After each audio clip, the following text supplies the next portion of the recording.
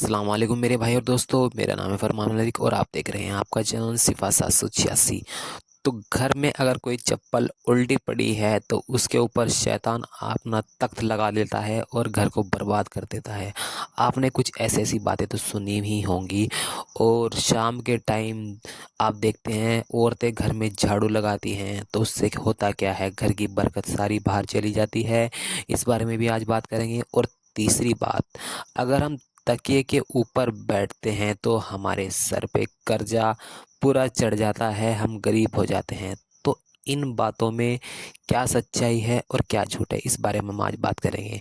تو میں آپ کو بتا دوں، پہلی تو بات میں آپ کو بتا دوں کہ کچھ لوگ کہتے ہیں کہ جیسے کہ چپل ہے گھر میں الٹی پڑی ہوئی ہے، اور پھر اگر وہ الٹی پڑی رہے گی تو شیطان اس پہ اپنا تخت لگا لے گا اور آپ کے گھر کو تباہ کر دے گا۔ ایسا کہیں پر بھی کلام پاک سے اس کا کوئی بھی واسطہ نہیں ہے۔ پتہ نہیں کن لوگوں نے یہ باتیں بنا رکھی ہیں، ان کا کوئی بھی سچائی سے کوئی بھی تعلق نہیں ہے۔ الٹا یہ ہے کہ اگر چپل الٹی پڑی ہوئی ہے تو آپ اس کو اچھی نہیں لگتی، آپ اس کو سیدھا کر سکتے ہیں، وہ بات الگ ہو گئی۔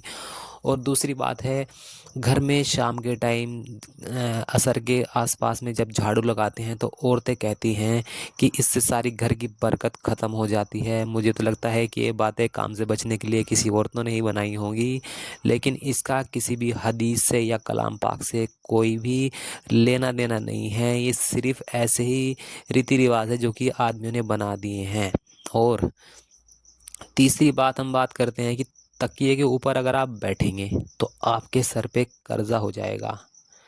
ایسا کچھ بھی نہیں، کہیں پہ بھی ایسی روایت نہیں ہے، کلام پاک میں بھی نہیں، اور نہ ہی حدیث میں ایسا کہیں لکھا ہوا ہے کہ اگر ہم تکیے کے اوپر بیٹھتے ہیں تو ہمارے سر پہ جو ہوتا ہے قرضہ ہو جاتا ہے۔ ایسا کچھ نہیں ہے۔ الٹا جو ہمارے حضور پاک صلی اللہ علیہ وسلم وہ بھی تکیے پہ بیٹھتے تھے کبھی کبھی، تو ایسا کہیں بھی نہیں ہے کہ اس سے سر پہ قرضہ ہو جائے گا۔ تو یہ کچھ ایسی باتیں ہیں جس سے ہمارا ایمان بھی کچا ہوتا ہے اور الٹی سیدھی چیزیں ہم اپنا لیتے ہیں اپنی زندگی میں، جن کا کہ حدیث سے اور کلام پاک سے کوئی بھی سبندھ نہیں ہے۔